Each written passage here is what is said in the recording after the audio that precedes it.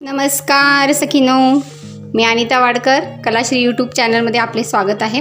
आज आपण बनवणार आहोत पिकलेल्या आंब्याचं गोड आंबट रसम। तर हे गावठी आंबे आहेत, पिकलेले आहेत आणि थोडेसे आंबट असतात, त्यामुळे ते बाधू नयेत म्हणून त्याच्यामध्ये गूळ आणि तिखट घालून मी रसम बनवणार आहे। तर कृती पाहूयात।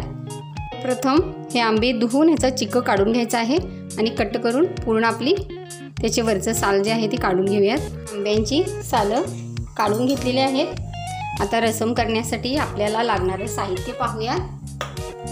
तर यासाठी आपल्याला लागणार आहे कढीपत्ता, मोहरी आणि तिखट, हळद, गूळ आणि थोडंसं चवीपुरतं मीठ आणि फोडणीसाठी तेल। तर कढई ठेवलेली आहे, यात आपण थोडंसं तेल टाकून घेणार आहोत, जास्त घालायचं नाही आहे।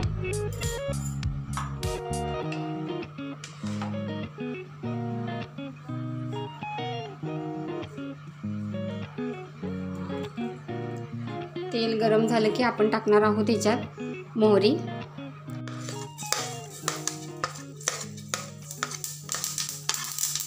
तडतडली की त्याच्यात आपण कढीपत्ता, त्यानंतर घालणार आहोत आपलं गूळ,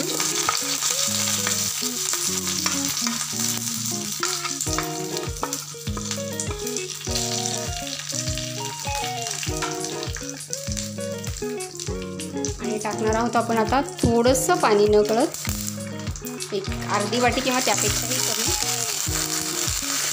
हे पूर्ण गूळ आपला विरघळून घ्यायचा आहे। गूळ छान विरघळलेला आहे। आता आपण टाकणार आहोत थोडंसं हिंग, तर मगाशी ती फोडणीत टाकायचं होता। आता यानंतर मी याच्यात टाकणार आहे हळद आणि तिखट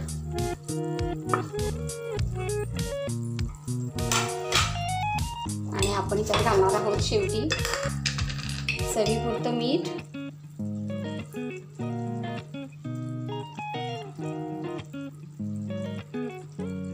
हे सगळं आपण मिक्स करून घेणार आहोत। तर गुळाचा पाक व्हायचा नाही आहे, हे लक्षात घ्या।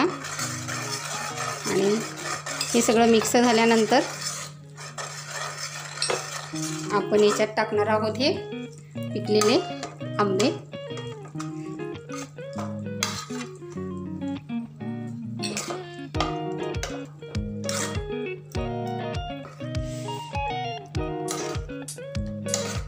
तर तुम्ही चिरून टाकलं तरी चालेल, पण हा पिकलेला आंबा न चिरता असाच तोंडी लावण्यासाठी वरण भाताबरोबर, आमटी भाताबरोबर घ्यायचा आहे, त्यामुळे आम्ही असंच करतो। तर एक 2 मिनटं एक उकळी आली की आपण हे बंद करून घेऊया। तर एक उकळी आलेली आहे आणि तयार झालेलं आहे आपलं पिकलेल्या आंब्याचं रसम। बंद करून घेऊयात। तर तयार झालेलं आहे आपलं आंबट गोड असं पिकलेल्या आंब्याचं रसम। ते सर्व करत आहे मी भाताबरोबर। तर सर्व करून झालेलं आहे, तुम्हीही करून पहा, खाऊन पहा आणि आवडले असल्यास कृपया लाईक, शेअर आणि कमेंट्स करा। धन्यवाद सखींनो।